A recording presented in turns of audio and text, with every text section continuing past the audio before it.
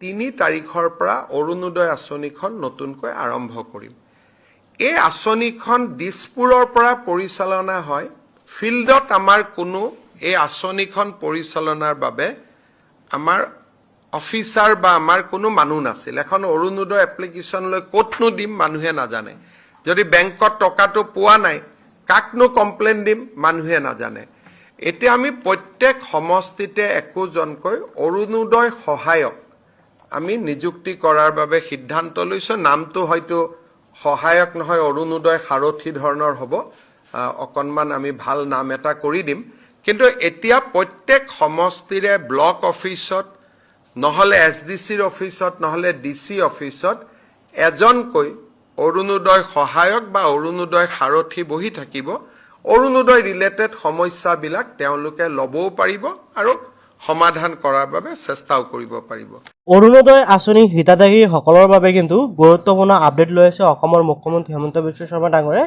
আপোনালোকে নিশ্চয় দেখিবলৈ পাইছে যে অসমৰ মুখ্যমন্ত্ৰী হিমন্ত বিশ্ব শৰ্মা ডাঙৰীয়াই ঘোষণা কৰিলে যে 3 তাৰিখৰ পৰা অৰুণোদয় আঁচনি হিতাধিকাৰীসকলক আকৌ টকা প্ৰদান কৰা আৰম্ভ হ'ব। এতিয়া গুৰুত্বপূৰ্ণ বিষয়টো হ'ল যে অৰুণোদয় আঁচনিৰ বহুতো হিতাধিকাৰী আছে যিসকলৰ নাম নেকি অৰুণোদয় আঁচনিৰ পৰা কৰ্তন হৈ গৈছে বা বহুত এনেকুৱা আছিল যে টকা পাই আছিল বন্ধ হৈ আছে বা যিকোনো ধৰণৰ অসুবিধাৰ বাবে। তো প্ৰত্যেকটো সমষ্টিৰ প্ৰত্যেকটো ব্লকতে একোজন অৰুণোদয় কৰ্মী নিয়োগ কৰিব বুলি তেখেতসকলে ঘোষণা কৰিছে। এতিয়া এই কৰ্মীজনৰ কাম কিবা আপোনালোকে যিসকলৰ নাম নেকি কাটি গৈছে বা টকা পোৱা বন্ধ হৈছে সেইসকলৰ কি সুখবৰ সেই বিষয়ে এতিয়া মই আপোনালোকক জনাম।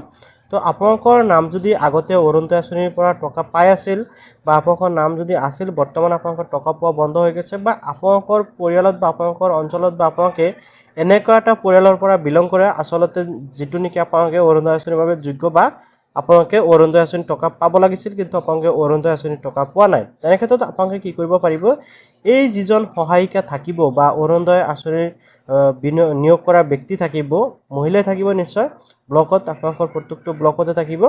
সেইজন ব্যক্তি তাতে আপোনালোকে আপোনালোকৰ যিকোনো ধৰণৰ সমস্যাৰ বিষয়ে জনাব পাৰিব।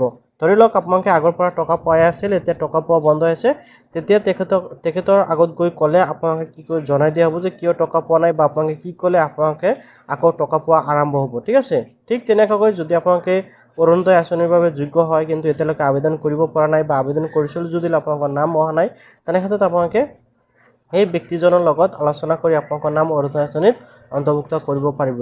মুঠতে অৰুণোদয় আঁচনিলৈ যিকোনো ধৰণৰ অসুবিধাৰ বাবে আগতে DCৰ ওচৰত যাবলগীয়া হৈছিল, কিন্তু বৰ্তমান সময়ত বা আগন্তুক দিনত কি হ'ব, যিজন নেকি অৰুণোদয় সহায়িকা দিব বা অৰুণোদয় কাম কৰিবলৈ এজন মানুহ দিব, সেইজনৰ জৰিয়তে আপোনালোকে বহুত ধৰণৰ সুবিধা ল'ব পাৰিব বা যিকোনো ধৰণৰ অসুবিধা হ'লে তেখেতৰ লগত আলোচনা কৰি আপোনালোকে অসুবিধাটো বা যিটো সমস্যা হ'ব এইটো সমাধান কৰি ল'ব পাৰিব বুলি অসমৰ মুখ্যমন্ত্ৰী হিমন্ত বিশ্ব শৰ্মা ডাঙৰীয়াই জানিব দিছে।